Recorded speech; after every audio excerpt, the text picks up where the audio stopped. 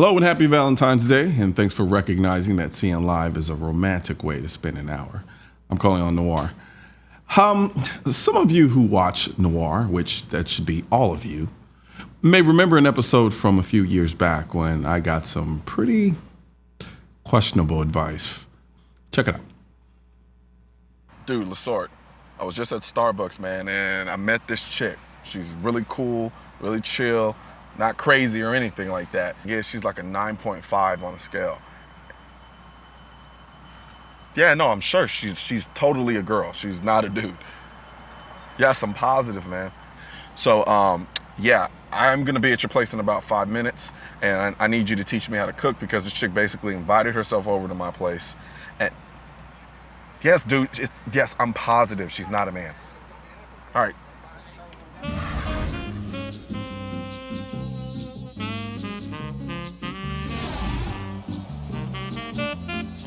So obviously, I was already cooking some dinner when you called. Got elk steaks here, got some potatoes, meat and potatoes. If she doesn't like meat and potatoes.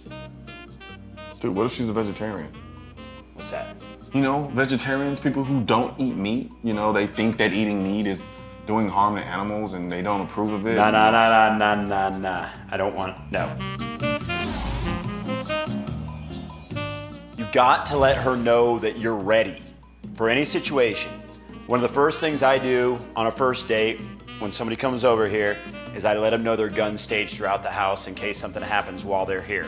I mean, you know, good example, the old gun in the refrigerator. I mean, why do you have a gun in the refrigerator? Dude, if somebody kicks down the door right now, how am I gonna get past him? Dude. He's already right there. Next thing you do is you have something queued up on the DVD. So when she comes in, I mean, you know, I've got some stuff here like Magpul Dynamics, The Art of the Tactical Carbine, AK Operator from Jaeger, Shooting Missology from Jaeger, Fighting Rifle. Any of those would be winners right out of the gate. Just have it queued up on the DVD. When the TV goes on, it's there. If you think that's over the top, got Miami Vice, Way of the Gun. I mean, those are like movies, like real movies, entertainment stuff. So the other thing you should do is, I mean, like, I stage my tack vest. I mean, she needs to know you're serious. Like, you have a gun in the fridge, it might not impress her, it might not be cool enough, she might not think you're ready enough. She sees your tack vest, ready to go. Obviously, she knows that you're ready for anything. So what I generally do is stage it in a place where I know she's gonna have to go. I hang mine on the doorknob of the closet right in front of the toilet. She's gonna have to go to the bathroom at some point. So she'll see it, and it'll be like natural, it'll be just there. The other thing I do is you don't want them to think that you're a one-trick pony, like guns are all you do, so somehow she's gotta see your knife collection. Somehow pulling a 44 Magnum out of the refrigerator kind of does get that off. I still don't know why that's weird. So we both live in high rises. She needs to know that you're ready for fire too. Obviously, show her the map outside in the hallway of how to get out of the building if she needs to be out of the building. But if there's a fire right out the door, you have like a rope system to get out your window, right? And another thing you can do is like have the Magpul calendar up on the wall. It makes sure that she understands that women can be comfortable with guns under any circumstance. Right. So with that being said, I'm just gonna go ahead and take care of this myself. If you burn the 9.5, which you're going to, you can't blame me. I tried. Is this Victor Steakhouse? I need a reservation for 2. Just give me any time. 9 o'clock? Perfect. All right, thank you. Victor Steakhouse? I thought you said she doesn't eat meat. Joining me now is the worst dating doctor on the planet, Darren LaSorte. Dude. I have a feeling there are going to be lots of people out there of the other sex who would probably disagree. Agree with that. The only people you're going to pull with that are other male gun nuts. As far as I'm That's concerned. not my target audience. No matter what some people say, that's not my target audience. That's fun stuff, man. Back then, those were fun days. It was a while back. Yeah, I'm not going to lie. I miss those days. Having the ability to kind of bounce off somebody, different ideas. And it's interesting is the way a lot of these ideas come up. They kind of come out of nowhere sometimes. But what were you thinking with the dating advice? What was going through your head? Well, Because what a lot of people don't realize too is a lot of that stuff was kind of off the cuff.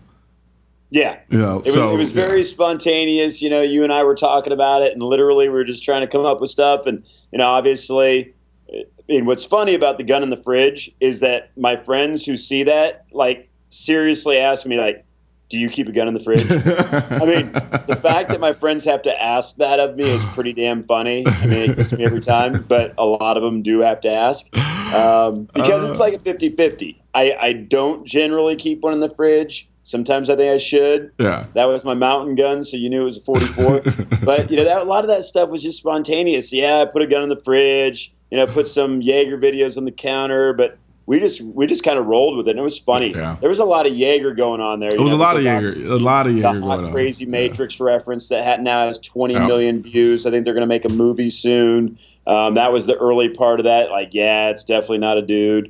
And then the other stuff just went on. But I think my favorite of the whole thing was probably the tack vest. Yeah, no, I thought the tack vest was pretty hilarious. I got to say, the crazy hot Matrix thing is actually pretty true considering my dating life. It's more or less on par. And as a result, I actually, at least in my life, anytime a new girl, so to speak, comes by my place, I actually sweep my house for guns. I sweep them. They either get hidden or they get thrown into the safe. That's funny. So you're at that point now. I mean, was there a point a while back when you just didn't care? I mean, after a few interactions, because what I realize is the way I live is not how a lot of normal people live. So what tended to happen is that I'd have somebody come over, and it was just there are guns everywhere like roaches. So it was a bit startling for particular girls who weren't really accustomed to either dealing with guys who were into guns like that, or whose only interaction with guys like that were when they were dating drug dealers and gangbangers back when they were younger. Right. So it kind of throws them off a little bit, and it kind of takes over the interaction. So what I started doing now is I rope them in slowly. So it's like they come in and there's no guns anywhere. And then from there, systematically, they start seeing different guns here and then there and then there. And then before they realize they're accustomed to it and they're used to it. So it doesn't become a big issue. You want to kind of slowly unravel the pew life. You don't throw it on people because they can kind of be a little overwhelmed. Yeah, I just pictured like the front side of your VP9 kind of poking out of a desk drawer or something like that. And that was kind of their first vision of what's going on and what it might be like in the noir lifestyle. But, you know, you're right. Once the gun thing comes out there, especially if, you know, they aren't, you know, southern, rural, whatever, you know, it dominates the conversation. You can't talk about anything else. They're either overwhelmed by the fact that you're a gun person and self-reliant and believe in self-defense, or, you know, it's some other aspect, some story that's horrible in their lives, and that becomes all you talk about. Yeah. So I like where you're at with that. I like your new policy. And then, too, sometimes when there's no context, because usually I don't, as much as probably people think I do, I don't lead off with, hey, I'm Colion, the gun guy, whenever I meet girls. So there's you know, it can, without context, it can come off as posturing. In some ways, you know, because I literally have guns everywhere in my house. Like this is not a joke. So somebody coming in and seeing it and doesn't have the context for why it's and to be honest with you, I'm almost wondering why you would need context. Some people just like guns. Right. But you know, without that context, it can seem like I'm just posturing, like I'm trying to say, check me out, kind of like you were doing in those dating advice tips that you were giving me, by pulling a gun out of a refrigerator and leaving and strategically leaving your tack vest in the bathroom. Now, granted, I did think about possibly doing that though. That was actually something that I thought, you know what, that actually might work. And then I think you should at least try it once just to see where it gets you. I mean, why not? So your new dating advice to your friends might be to make the environment more gun sterile, huh? Is that where you're at now? I'm not going to say that should be the advice, because there are a lot of people out there who's just like, if she can't handle your passion, then, you know, move on. Right. As you get older, I promise you that becomes more prevalent. You just want to get it out of the way and just make it happen. I mean, like my friends have literally gotten to the point, a little older than you are, where they're out in that world, they're dating and whatever, and like they meet somebody in a bar, and then, like their first words are like, "Hey, I'm Dave. I like guns." Just get it out of the way.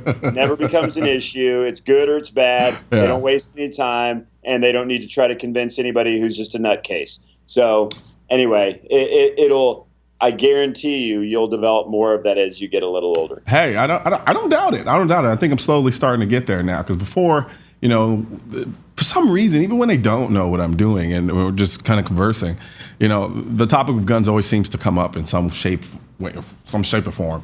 And usually I just dance around it, and I just kind of smirk. I was like, you don't want these problems.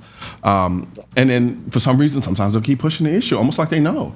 And then we get into a full blown discussion about it, and then before you know it, it's kind of like it's done. It's a wrap, because they're saying things that don't make any sense, and then I'm countering it, and then it's like the whole dynamic completely changes.